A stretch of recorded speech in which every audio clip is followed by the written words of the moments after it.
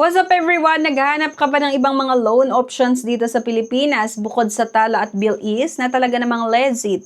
So ito yung 6 na legit recommended loan apps na pwede mong i-consider na pwede nyong utangan maliban nga sa Tala at Bilis. Ang number 1 na pwede kong may recommend sa inyo or pwede nyong utangan ay yung Pasado Loan by RCBC Discartec. Sa Pasado Loan kasi mga kabeshis, pwede kayong umutang ng 30,000 hanggang 500,000 pesos.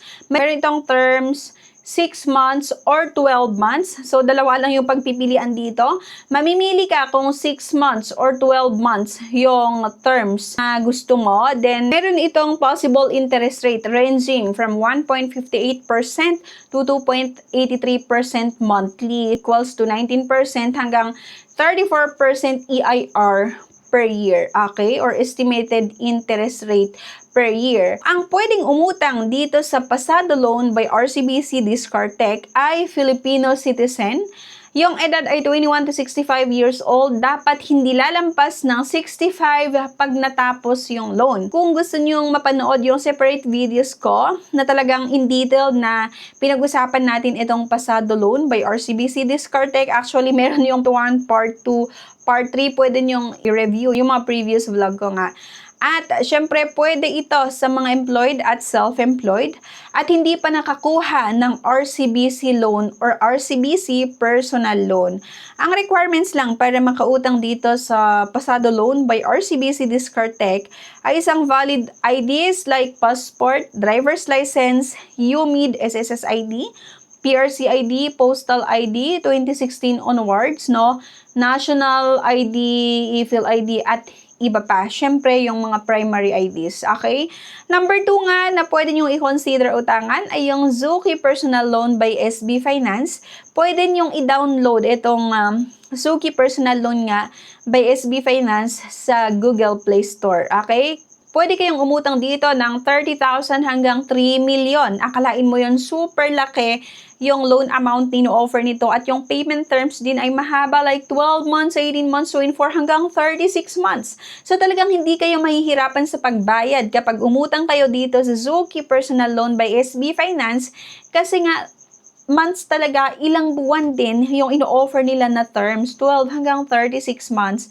So, ikaw na lang din yung mamimili. Pero syempre mga beshies, kung halimbawa ilalagay mo ay 36 months yung payment terms o di kaya ang nilagay mo ay 12 months. Pero sa tingin ni bangko or base sa evaluation ni bank, ay parang mahihirapan ka sa pagbabayad ng utang mo within 12 months. Possible nang i-approve nila sa'yo ay 18 months. Pero ang maganda naman is bago mo kunin yung loan amount, merong tatawag sa inyo. Halimbawa, approve yung loan application nyo, then i-discuss nila lahat yung details ng approve loan mo, then kung sa tingin mo, goods sa'yo yon or tinatanggap mo, then pwede mong kunin yung loan proceeds kung saan nila, kung ano yung sasabihin ni bank officer, kung saan mo i-withdraw. Ang eligibility criteria nga para makautang kayo dito sa Zuki Personal Loan by SB Finance, dapat Filipino, edad ay 21 to 65 years old at dapat meron kayong office o residence landline. Ang requirements lang dito mga kabeshis ha, pwede kayong mag-apply nga via Zuki mobile app.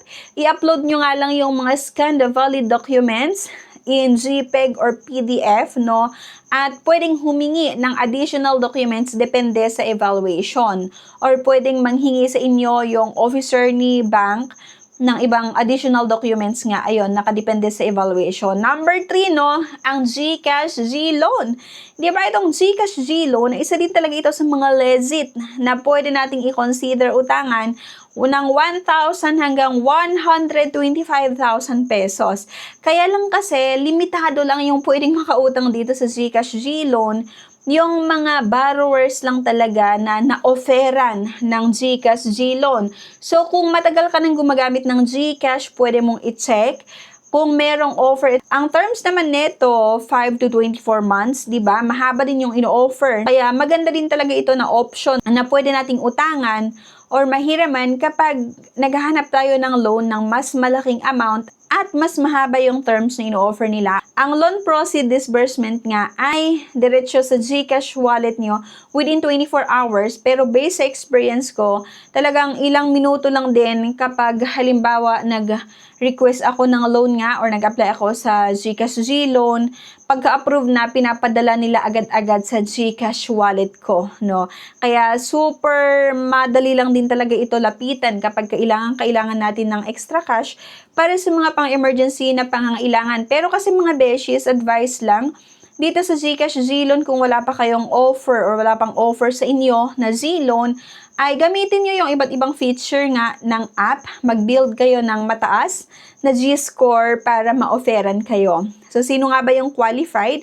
Ayun nga, para ito sa mga Filipino, nag-edad ng 21 to 65 years old, merong fully verified GCash user at active nga na gumagamit ng GCash services. So, i-check nyo baka may offer sa inyo. Paano malalaman kung eligible ka nga? Siyempre, open mo nga lang yung GCash, go to Borrow, click mo nga lang yung Z-Loan.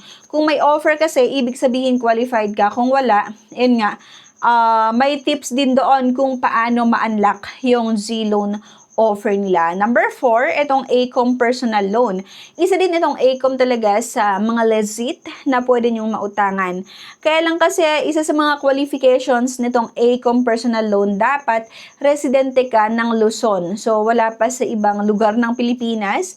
At yung edad ay 21 to 65 years old pa rin, employed at least 3 months, at 10,000 net income. Diba?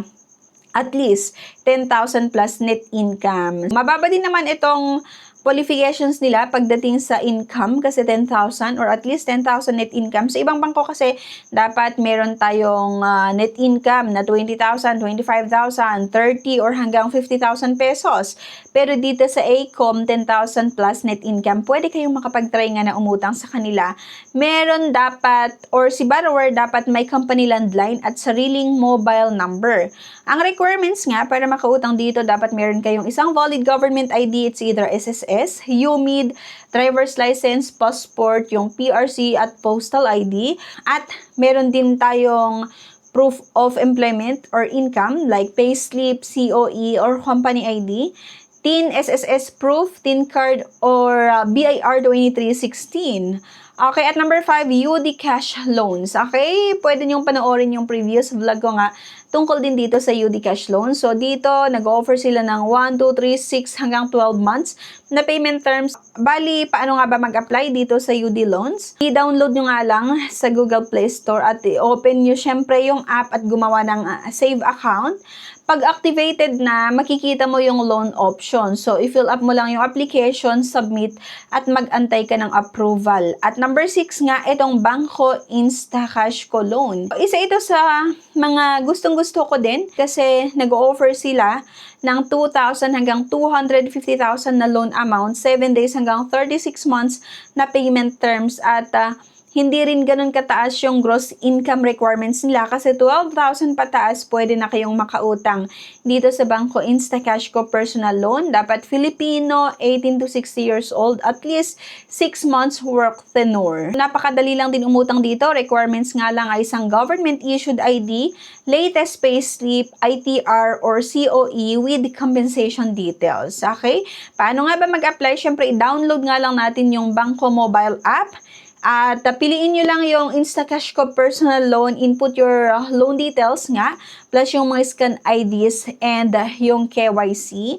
Submit nyo nga lang at mag-antay tayo ng approval. Napakadali lang umutang sa mga bangko na ito. May iba pang pwede nyong mapagpipilian nga bukod sa Tala at BillEase, mas flexible at legit at safe gamitin para sa mga emergency at personal loan nga. Always borrow responsibly at siguraduhin na kaya mong bayaran sa tamang oras yung loan mo upang maiwasan ang penalties at dagdag interest. Bago kayo utang, lagi niyong basahin yung mga terms and conditions kasi hindi ako liable sa anumang desisyon na gagawin niyo. Thank you for watching at see you sa aking next vlog. Bye!